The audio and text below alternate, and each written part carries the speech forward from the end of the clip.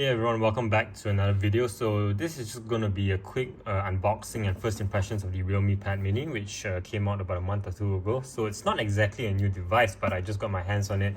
And yeah, in terms of like the rough specs, you can kind of see over here as an 8.7-inch LCD display, 60 Hz, 6400 milliamp battery.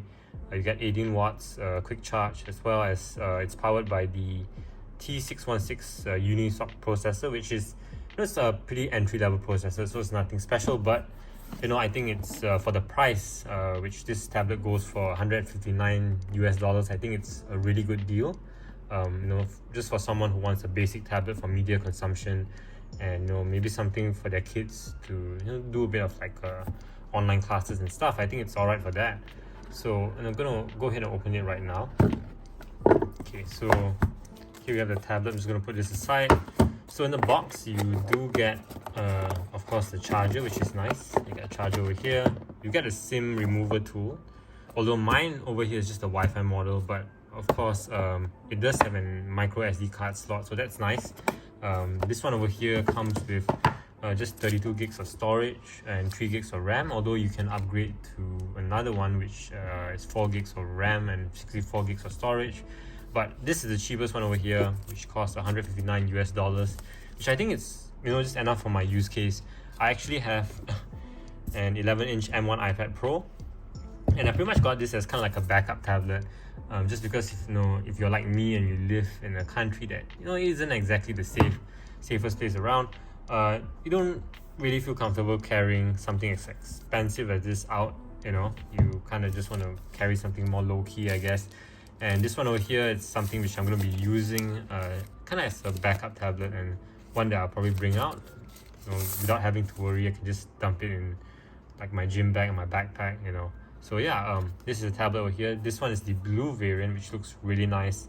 I think it's really good color option, and I'm glad Realme decided to add this color option in rather than just kind of having just the gray tablet over here. Like with a lot of Android manufacturers, with their kind of budget tablets, like Samsung and some of the Chinese brands like Chewy or Teclas, they just tend to have one color option, which is either silver, gray, or black. And I think that's it's kind of boring, I guess. So it's nice to have something different, and it's obviously slightly reminiscent of the iPad Mini.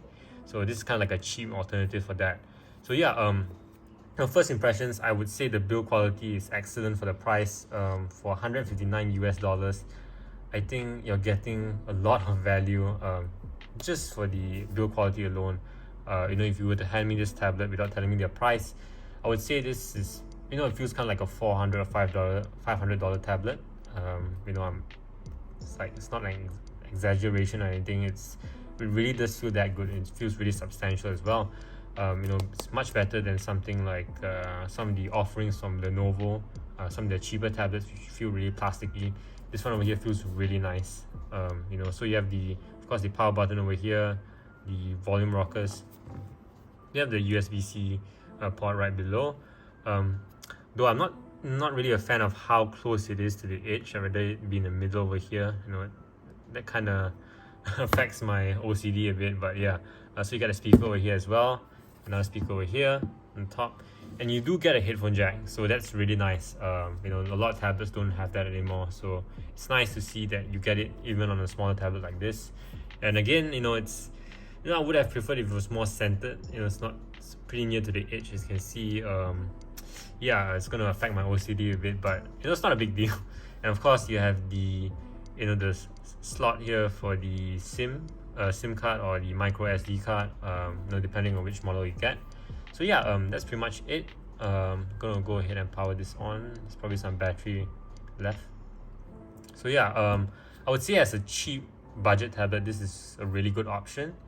And of course, this is just my first impressions of it and just a quick unboxing. Definitely going to be doing sort of like a full review, maybe like 2 or 3 weeks down the road. So just let me know in the comments if there's anything you would like to see or you'd like me to test out. But of course, keep in mind that a tablet like this, it's mainly meant for just light media consumption, and you probably won't be able to do much gaming on this. But yeah, so that's pretty much how it looks like with the screen turned on. Decent sized bezels. I'm honestly not going to complain much about the bezels. It's good that you have kind of have like some space to place your thumbs, and you do have a selfie camera over here on the side. So yeah, that's pretty much it for this video. It's just a quick one. Do let me know in the comments if you guys want to see anything in particular for the full review, and until then, I'll see you guys next time. Bye.